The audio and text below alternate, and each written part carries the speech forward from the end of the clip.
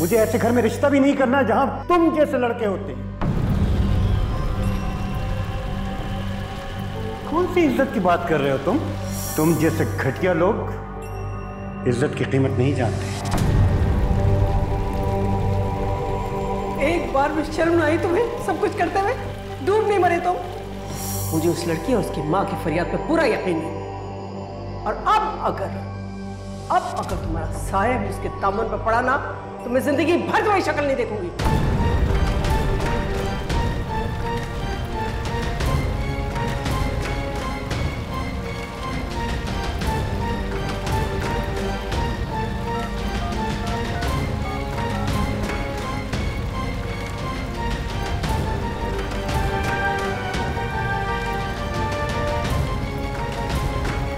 Phone उठा, damn it.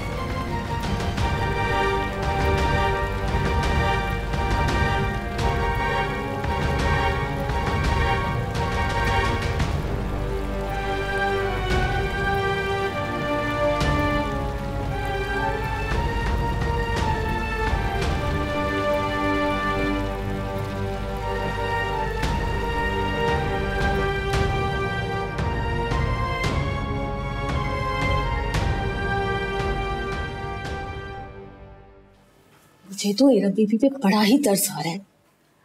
कल तक बेचारी बड़ी ही खुश लग रही थी। देखो तो सही हमारे आलम साहब को, दिखने में वो कितने शरीफ लगते हैं, मगर हकीकत जानकर तौबा तौबा, मेरा तो मुंह खुले का खुला रह गया। सच ही कहा है किसी ने, कभी भी किसी इंसान की शक्ल पे तो जाना ही नहीं चाहिए। अरे क्या पता अंदर से वो कैसा हो। मासी ये नाश्ता तो आलम भाई के कमरे में दे आएगी? नहीं भाई, मैं तो नहीं जा रही, मुझे डर लगता है उनसे। खैर अम्मा ने कह दिया अगले महीने से मैं कहीं और काम ढूंढ लूं। मेरे मंगेतर को पता चल गया ना तो एक आफत आ जाएगी। वैसे ही बहुत शकी है। अब सुन, ये नाश्ता तू दे के आ जाना। मुझे माफ कर।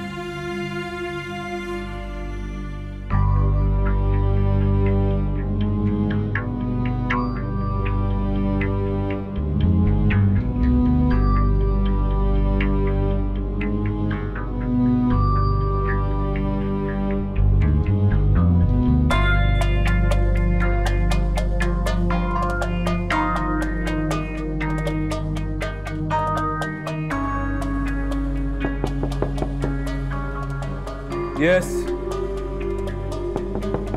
आ जाओ।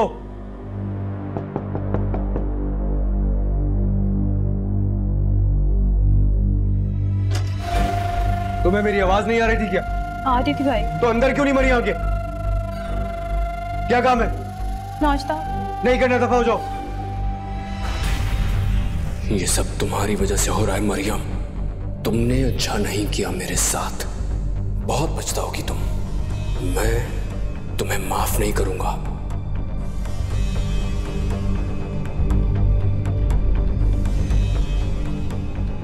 मालिक, कहां मर गए हो तुम?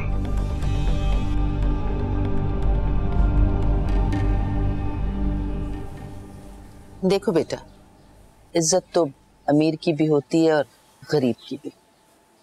और हमारा हरगिज ये मतलब नहीं था कि हम उसकी बहन का घर खराब करें।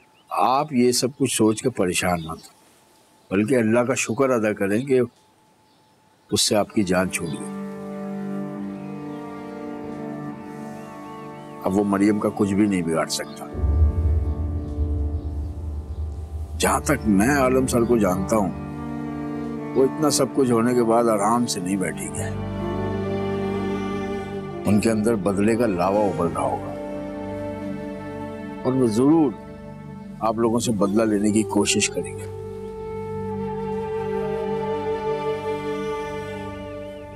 आप लोग ऐसा क्यों नहीं करते कि मेरे साथ मेरे घर शिफ्ट हो जाए? वहां पर वो आपका कुछ भी नहीं बिगाड़ सकते।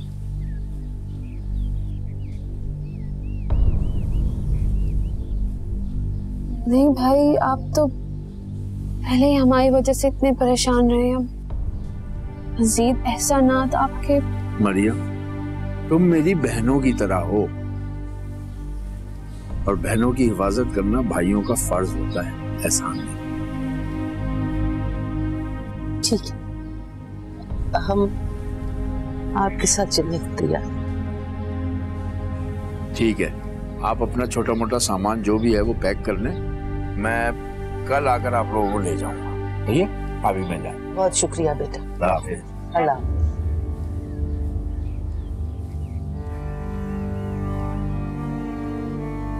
अम्मी, अगर जाने आलम ने हमें किसी किस्म का भी नुकसान पहुंचाने की कोशिश की तो अब तो हमारे पास उसकी अम्मी का नंबर है ना, हम उनसे मदद ले सकते हैं। वो तो ठीक है बेटा, लेकिन देखो वो माँ है। इस वक्त तो उन्होंने हमारी बात सुन भी ली और यकीन भी कर लिया और हमारी मदद भी की। हर बार तो वो हमारी मदद नहीं करेंगी ना। फिर हम दोनों का यहाँ अकेले रहना मुनासिब नहीं है। हमारे सर पे इस मर्द का होना बहुत जरूरी है। चलो उठो, जो थोड़ा बहुत सामान है बांध।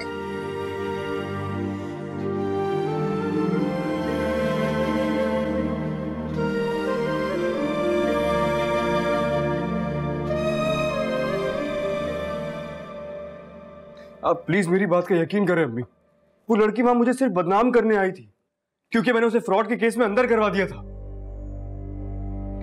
मैं ऐसी कोई हरकत कर ही नहीं सकता जिससे मेरे खानदान या आपकी तरबियत पे कोई हर्फ आए।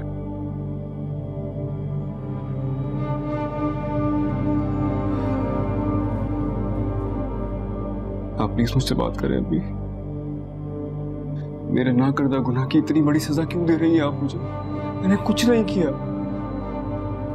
और वो लड़की? वो कौन? वो तस्वीरों वाली लड़की कौन थी? वो क्या ताल्लुक था तुम्हारा उससे? वो एम्प्लॉय थी, वो मेरे ऑफिस में जॉब करती थी। और क्या?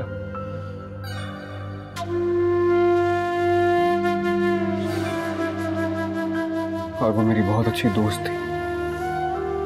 सिर्फ दोस्त थी या कोई और रिश्ता भी था तुम्हारा उसके साथ?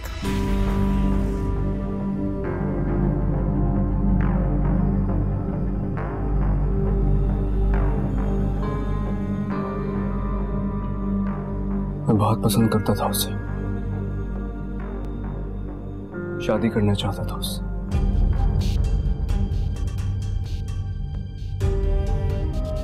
वो धोखेबाज निकली, किसी और को चाहती थी। मुझे लगा कि वो मेरे साथ सिंसियर है, लेकिन वो सिर्फ मुझे बेवकूफ बना रही थी।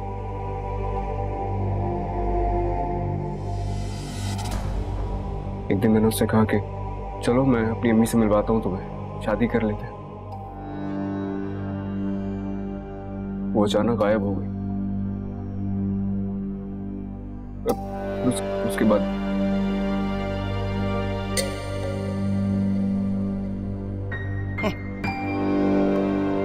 कुछ पता नहीं चला उसका, और उसने तुम्हारे दफ्तर की खिड़की से कूदकर खुदकुशी कर ली। यही तो समझ में नहीं आ रहा मुझे।